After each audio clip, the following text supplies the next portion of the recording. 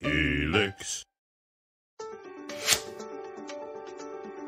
Really excited to talk with you today about negotiating course curriculum with our students. The idea behind it is to give students agency, to give them autonomy in the classroom. So you are giving them ownership of whatever component of the curriculum it is that you can allow them to negotiate themselves. My goal in doing so was to create buy-in, to increase their engagement. How do you maintain academic governance as a professor while making sure you still get the student buy-in up front? So it's not a free-for-all. They're not just picking and choosing, randomly out of midair. So what I do is give them over the first 4 or 5 weeks the background information that I feel like they need. Then we have a planning day. And the way that I framed it with my students was, okay, here are the things that I think are important and the things that your textbook covers and the things that I have some ability to speak intelligently to.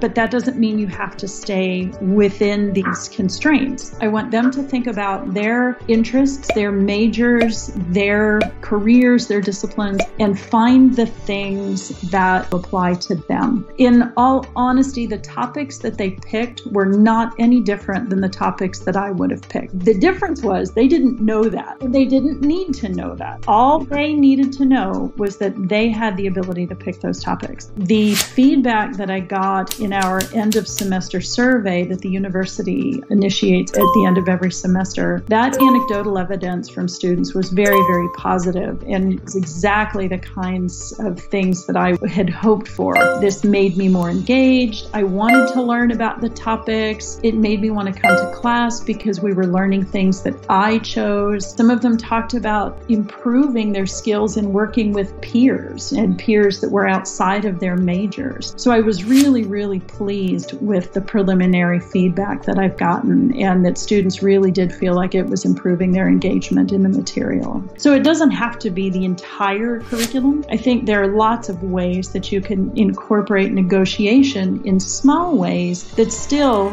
it creates relationship with your students. It shows them that you respect them, that you believe that they are able to contribute to your own learning.